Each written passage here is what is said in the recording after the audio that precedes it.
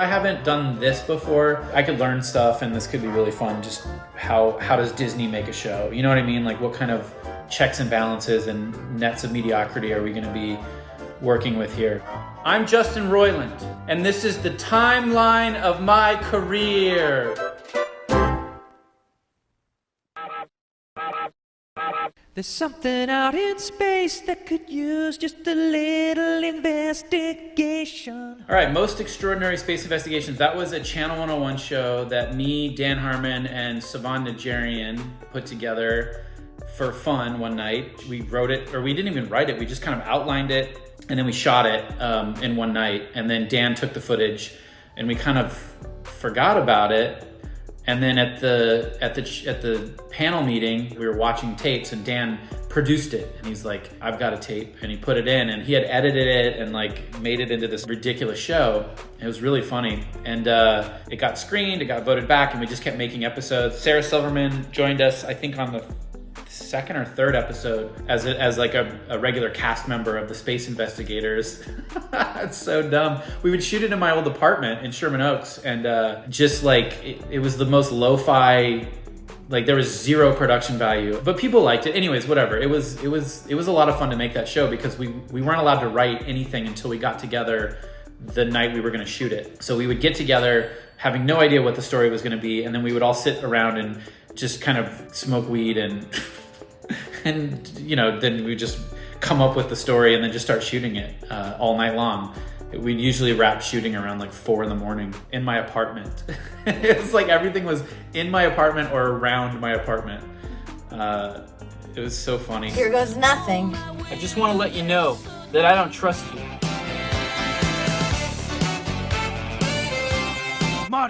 Marty, we have a problem. So the real animated adventures of Doc and Marty was, I wanted to just do those voices and kind of screw around, but I also wanted to make something really shocking and disgusting on purpose. I had done it before with a thing called Unbelievable Tales. I got a huge rush off of being in the audience and hearing the audience like just scream and cover their eyes. And I don't know, there was something really cool about having that kind of effect on, you know, 400 people in a theater. It was just insane to elicit reactions like that. And so that was kind of the primary motivation.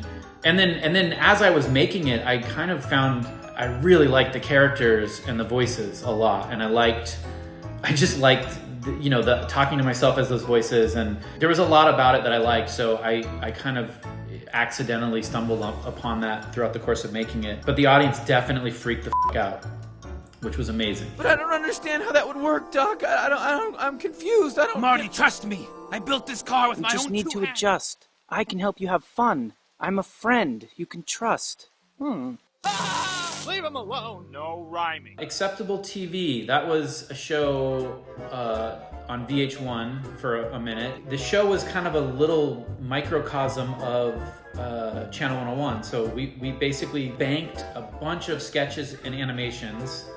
And then when the show was live, the audience would vote on their favorite 2 shows through this website that was designed on Ruby on Rails.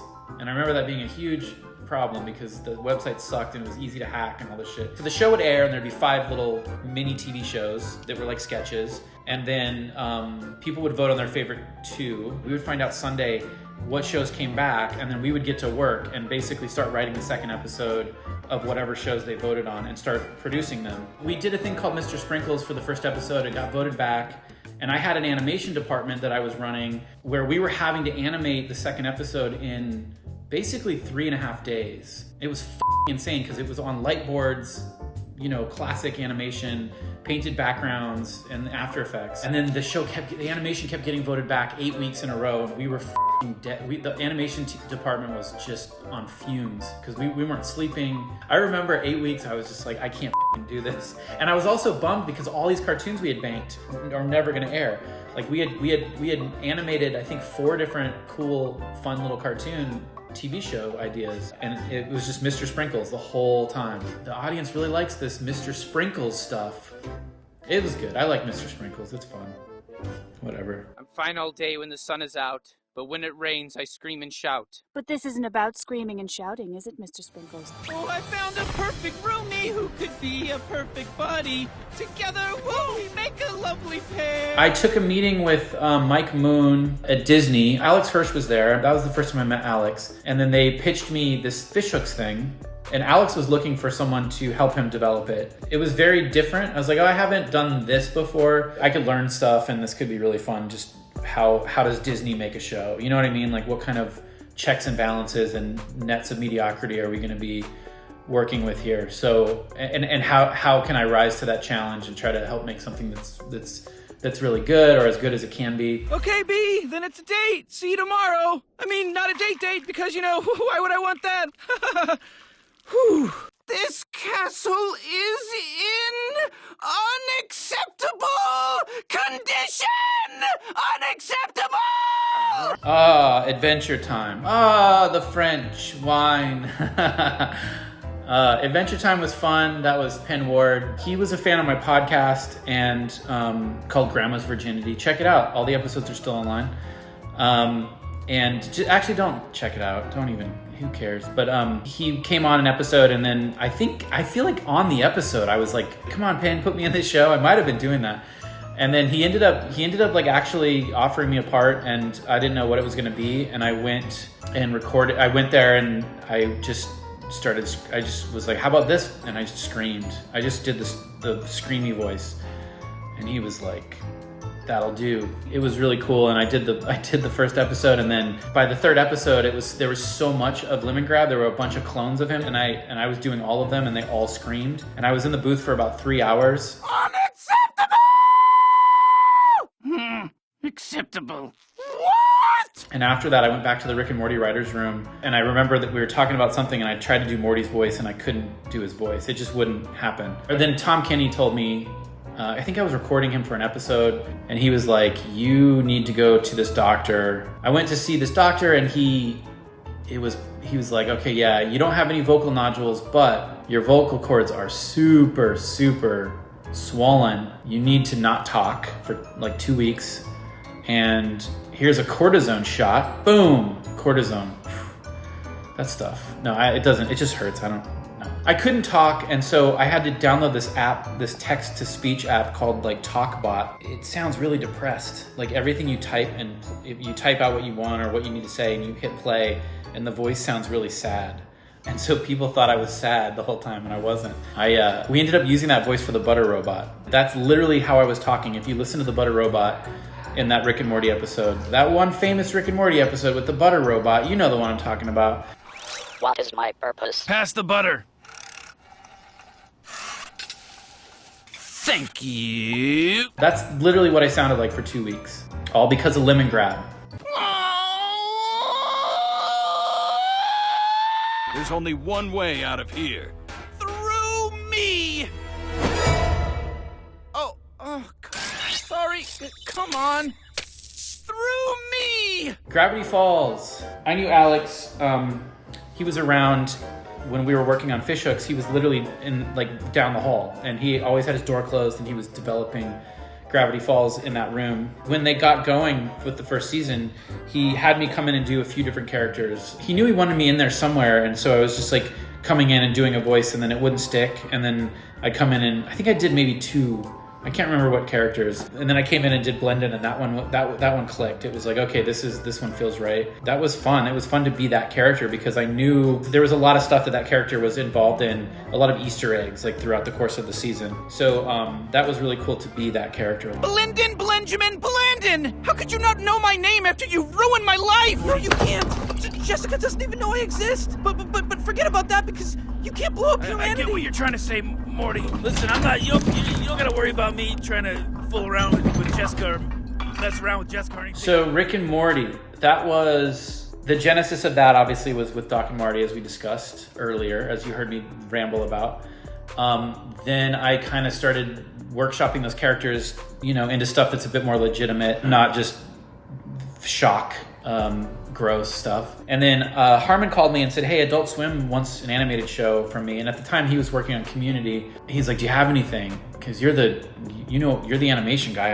at the time, he was like, I don't know animation. He knew the characters because I had been doing them in Channel 101 for years. He was like, yes, okay, I love those characters. Like that's the perfect thing that we can work around. I ended up meeting up with him, and we just sat and developed the show and kind of built a sturdier, more broad frame around the characters, which is what became Rick and Morty, the family, a stable foundation to build absurd craziness on top of. I didn't realize how valuable that was. In retrospect, it's insanely valuable, and it's like a lesson I learned. I still think you can make really cool shit that's just insane. Everything's insane, and it doesn't need to be super grounded and palatable and stuff. But I see the strengths for Rick and Morty and where that takes us. It doesn't feel like it's just a bunch of nonsense. It's like it's very grounded. I remember doing the animatic for the pilot and turning that in,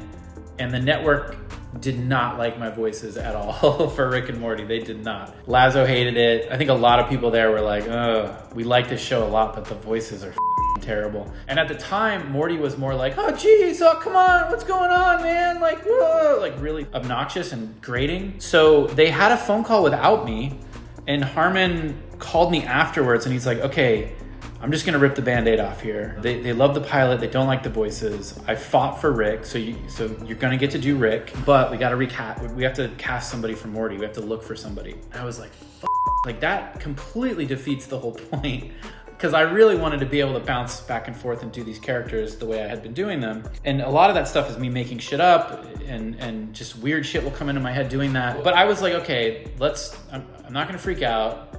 Let's play ball. We'll audition people. We auditioned a bunch of people, a bunch of good people. We picked our favorite 3. We submitted them. Lazo hated them. Well, hate is a strong word. It didn't work. He was like, this isn't working. I called Lazo and I just said, listen, we'll keep looking, because the note was he wanted it grounded. He wanted it a normal voice, not warbly and over the top. This is the conversation that I found out, oh, that's why they didn't like it, because I'm doing this crazy version of Morty. I need to just make him more grounded and normal, and it's really about the acting. So I had my buddy Brian Newton storyboard these little recordings I did. Like Dan wrote up like a couple like little sentences of like, okay, this is the scenario. Rick and Morty are in the car, and Rick's talking about how he's going to start a new world, but he's going to get Jessica, but he's not going to do anything with her. And I was like, just a little like blurb. So I took that as my prompt, and I just recorded that like that whole scene. And I did Morty normal and made Morty pissed. Like I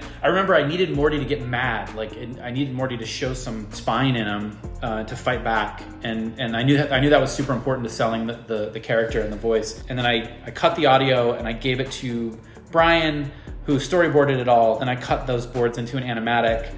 And I sent that to Lazo 2 days before we sent our top 3 picks for the Morty voice. And I swear to God, one of those people would have gotten the part, because they were really good. Like they were all like, oh, this is what he wants. He called me the next morning and he's like, okay, you got the part. This is great. Just, be the best Morty you can be or something. I can't remember what he said. But I was like, phew, thank God.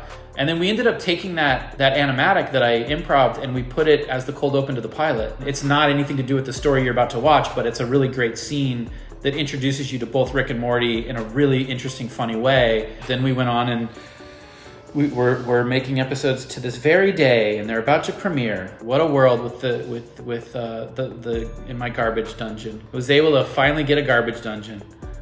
Is it on camera? Yep. That's a live feed from the other room back there. Anyway, let's keep going. What are you, crazy? Just let you ruin the whole world. All right, Morty. All right. I'll land the thing. Big tough guy. Merry Christmas, Mother.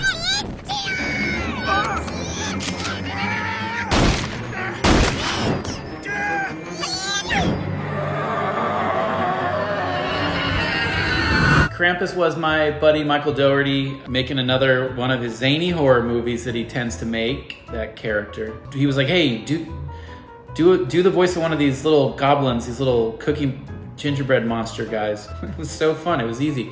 But yeah, he did it on this giant soundstage. It didn't even feel like work. Like it was just like goofing around in this giant soundstage, and it was just me and Michael and the engineer. It was like super, there wasn't a bunch of people there. And we just sort of hung out, and then we recorded, and then watched a little bit of the movie, not the whole thing, but different scenes. It was super exciting. I was like, dude, this movie's awesome. I'm a big fan of his stuff. He's great. I want to see him do more like low budget horror stuff and not movies like Godzilla, because it's like, who wants to direct a $300 million movie? That sounds like a nightmare. Think of all the cooks in that kitchen. That does not sound like something that you'd be able to have much fun doing, in my humble opinion.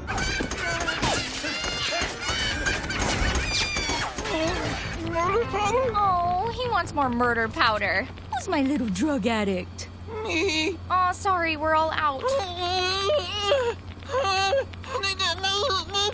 Hot Streets was my friend Brian's show. I helped him sell that show, and I executive produced it for him. In full disclosure, need to make sure that's clear for legal reasons. And I did the voice of Chubby Webbers. And Brian was writing lines of dialogue for this character that didn't speak. So I would see the script, and I'm like, there's all this dialogue that I'm not. You want me to just mumble stuff? So that was pretty good. It was in the days before the coronavirus, so it was a good time.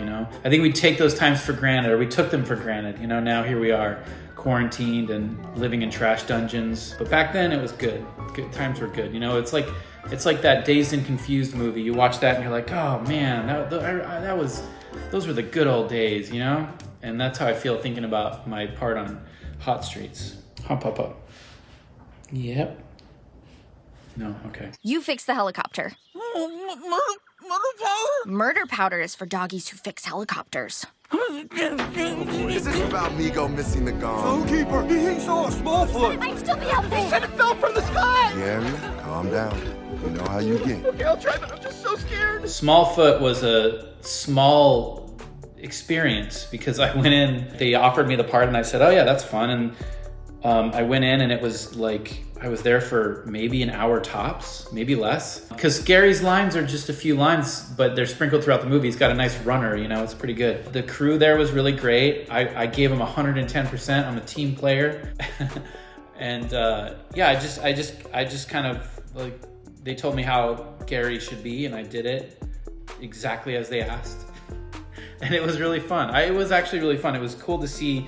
That and Krampus both were really interesting to see how movies are mixed. It's extravagant. It's like a massive theater room. What if it is a Smallfoot? Does that mean a stone is wrong? They're all wrong. Yeah. It's just like people just generally don't like us. One guy hates you. Who? Just some dude, Tyler. I don't even know anyone named Tyler. Feels like I'm covered in bees. Fuck this Tyler guy. What did I ever do to him? We can act different, Corvo. I mean, we can make people like and us. I need to repair this godforsaken ship. And if people don't like us, that will make that job so much harder in so many ways. So to be clear, I don't need to be liked. It's strictly a work necessity. Well, I need to be liked. Solar opposites. The reason why you've sat through all of this. You want to learn more about this brand new thing. This was a show that I originally had the idea for, a very different version of it, in 2007 on Acceptable TV. The show was basically two aliens that were kind of an odd couple that were stationed on Earth. And it was going to be live action with like paper mache heads and then like CGI mouth and eyes. And it was going to look really cool. We started from there. And then Mike McMahon and I were developing it in between seasons 2 and 3 of Rick and Morty, so a long time ago. We were having a lot of fun, and we started building a frame around the show that was like, okay, well, let's set it up where their planet got destroyed. There is no supreme leader that they're reporting back to. They're on Earth, living amongst humans, sort of stranded like Gilligan's Island on this planet with us, with people. And they have their replicants with them, but they don't understand human culture. And one of them, Corvo, the one I do the voice of, is very buttoned down and like, doesn't want to like things and is just grumpy and wants to just have things be clean and simple and structured and really wants to get the fuck off Earth because Earth is just not it's just not okay. Terry, the character who's voiced by Thomas Middleditch, who's sort of the Earth-loving, human culture-loving alien. Terry sort of brings Corvo into the human world. Corvo begrudgingly, finds things he likes, but he's just a grump. You know what I mean? Real classic case of the odd couple. Thanks so much, Vanity Fair, for letting me reminisce about my career that's for sure done because of the coronavirus. And let's all take a moment to remember the past and the good times. I know that's too long. Okay, wait, what do you want me to do again? Sorry. Hey, Thanks a lot for letting me discuss my career at length in this echoey room, my trash dungeon room. Okay, let me start over. Hey, thanks for letting me discuss my career. It was a real pleasure for me. Whoop-diddy-do, huh? Hold on. Hey, thanks for letting me babble on and on about my career. Thanks a lot. I want to thank Barack Obama and Jesus Christ and let me start over. Hey, thanks for letting me babble about my career for you, huh? Vanity Fair, whatever. What are you guys up to over there anyways? So I'm gonna just hang out here in my Corona trash dungeon. I'm gonna be playing Minecraft, and I'll see you all after the coronavirus. And please be safe. That's too long. Let me do one more.